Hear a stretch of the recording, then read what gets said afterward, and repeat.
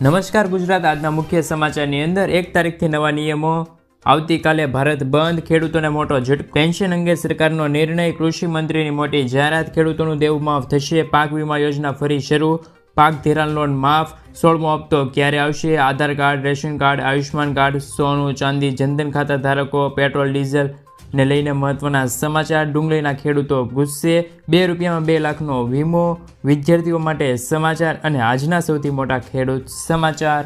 મિત્રો, દરેક સમાચાર, દરેક માહિતી જણાવો એ પહેલાં ગુજરાતના જે પણ મિત્રો અમારી ચેનલ પર નવા આવ્યા છે મિત્રોને ખાસ વિનંતી છે કે ચેનલને સબસ્ક્રાઈબ કરવાનું ભૂલતા નહીં, સાથે આજનો આ વિડીયો છે તેને અંત સુધી જોતા રહેજો। તો મિત્રો, અત્યારના તાજા સમાચારની અંદર વાત કરીએ તો પીએમ કિસાન યોજનામાં ડબલ પૈસા, બજેટમાં પીએમ કિસાન યોજનામાં કરોડો ખેડૂતો માટે સારા સમાચાર આવી શકે છે। ચૂંટણી પહેલાં કેન્દ્રની મોદી સરકાર પીએમ કિસાન યોજનાના લાભાર્થી ખેડૂતોને મોટી ભેટ આપી શકે છે। 1 ફેબ્રુઆરી 2024ના રોજ વચગાળામાં બજેટનું રજૂ થશે। આ બજેટમાં નાણામંત્રી નિર્મલા સીતારમણ પીએમ કિસાન સન્માન નિધિ યોજનાની રકમમાં વધારો કરે તેવી જાહેરાત પણ થઈ શકે છે। જ્યારે હાલમાં આ યોજના હેઠળ ખેડૂતોને 6,000 રૂપિયાની સહાય આપવામાં આવે છે, જે દર 4 મહિનાના અંતર સાથે 2,000ના 3 હપ્તા આપવામાં આવે છે। હવે તે વધારીને 8,000 રૂપિયા કાં તો 9,000 થાય તેવી પણ માહિતી મળી રહેલી છે।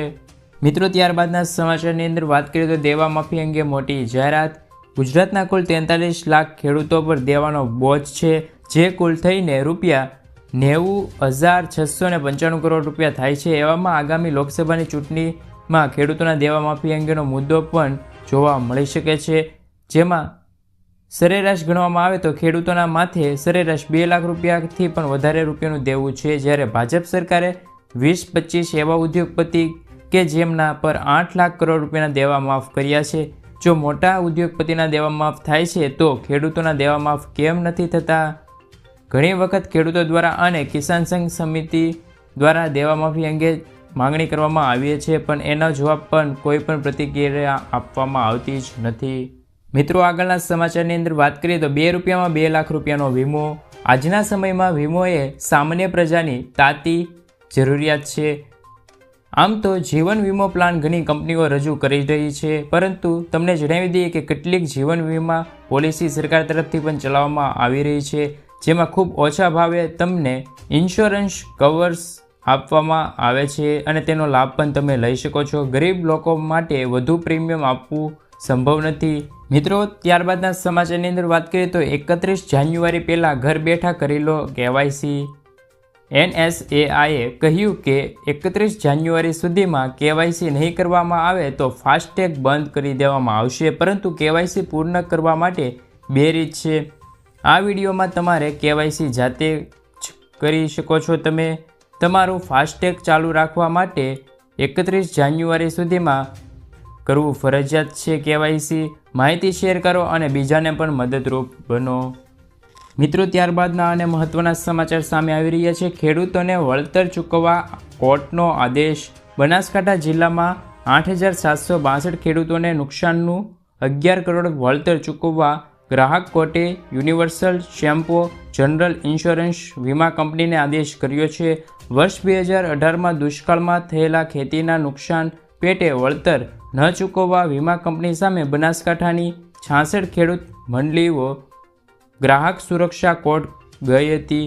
ગ્રાહક સુરક્ષા કોર્ટે 9% સાદા વ્યાજ સાથે નુકસાનનું વળતર 60 દિવસમાં ચૂકવવાનો આદેશ પણ આપી રહ્યો છે।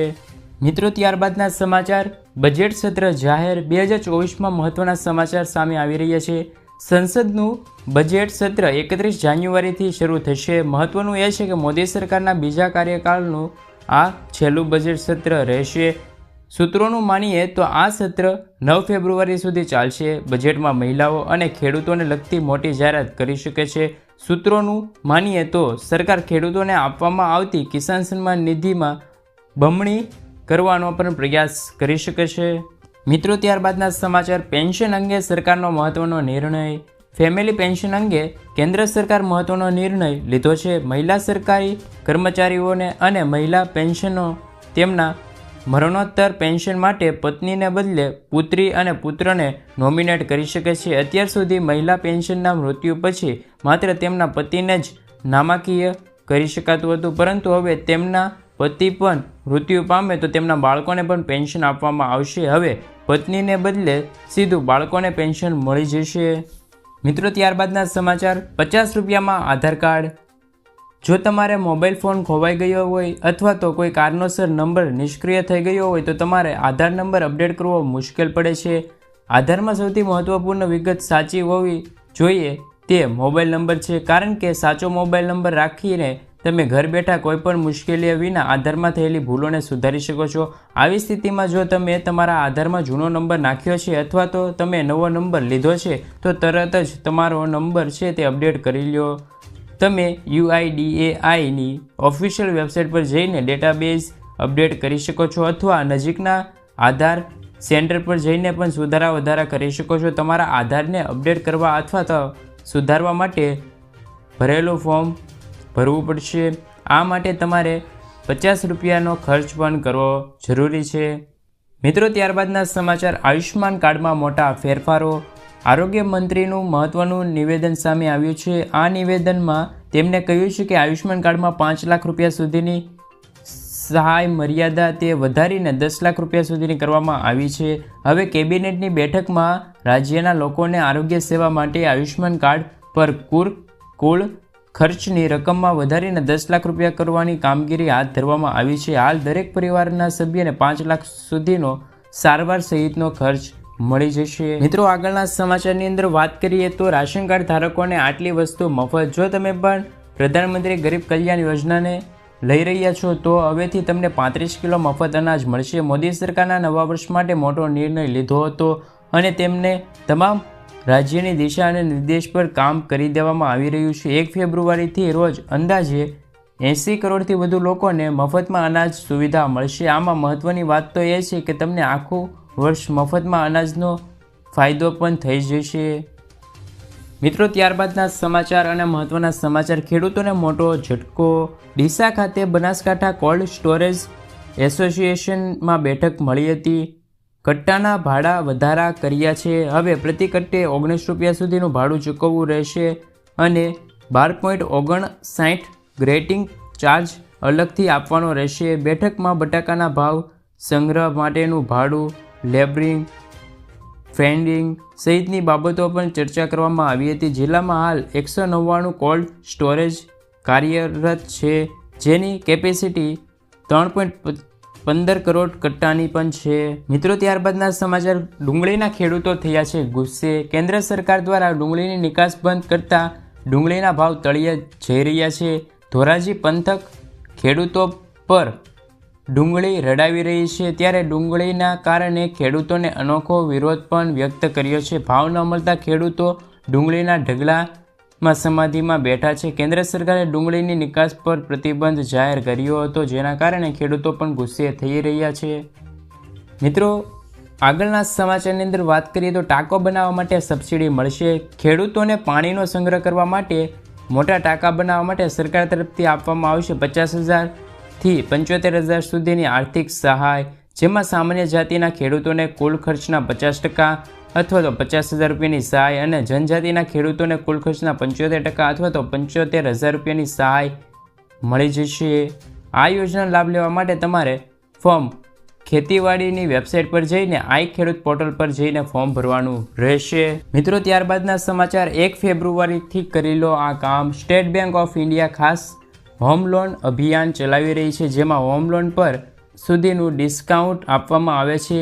તમે 31 જાન્યુઆરી 2024 સુધીમાં હોમ લોન પર પ્રોસેસિંગ ફીમાંથી રાહત પણ મેળવી શકો છો તમે. મિત્રો ત્યારબાદના સમાચાર, 1 ફેબ્રુઆરીથી થશે બદલાવો અને 6 નિયમો.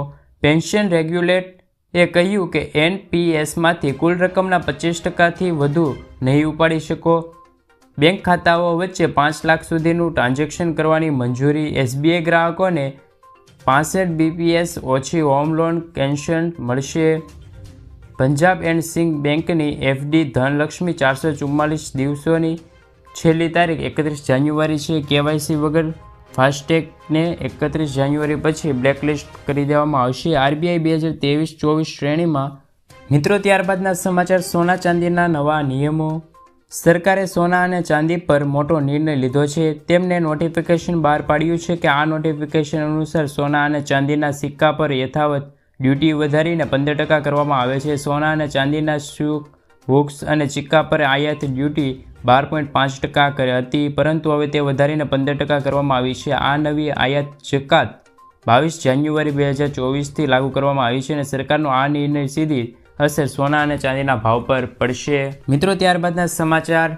પરીક્ષાઓ શરૂ. વિદ્યાર્થીને લઈને મહત્વના સમાચાર સામે આવ્યા છે. ગુજરાત માધ્યમિક અને ઉચ્ચ માધ્યમિક શિક્ષણ બોર્ડે સંલગ્ન શાળાઓને મંગળવારથી દ્વિતીય અને પ્રીમિયમ પરીક્ષાનો સત્તાવાર પ્રારંભ કર્યો છે. વડાપ્રધાનની પરીક્ષા પે ચર્ચા કાર્યક્રમ પગલે બોર્ડ દ્વારા નક્કી કરવામાં આવેલા કાર્યક્રમમાં ફેરફાર કરવામાં આવ્યો છે. જે મુજબ હવે ધોરણ 9થી 12ના વિદ્યાર્થીઓ માટે દ્વિતીય કસોટી 29 જાન્યુઆરીના બદલે 30 જાન્યુઆરીથી શરૂ કરવામાં આવી હતી. મિત્રો, આગળના સમાચાર. પાક વીમો ફરી શરૂ. પાક વીમા યોજના ગુજરાતમાં ફરીવાર શરૂ કરવામાં આવે તે માટેના મહત્વના સમાચાર સામે આવ્યા છે. ગુજરાતમાં ફરીવાર પાક વીમા યોજના આગામી ખરીફ સિઝનથી શરૂ કરવામાં આવશે. આ વખતે પાક વીમો યોજના ખેડૂતોને લાભ થાય અને વીમા કંપનીઓ ખેડૂતોને લૂંટી ન જાય તે માટે દરેક નિયમો અને શરતો ખેડૂતલક્ષી કરવામાં આવશે.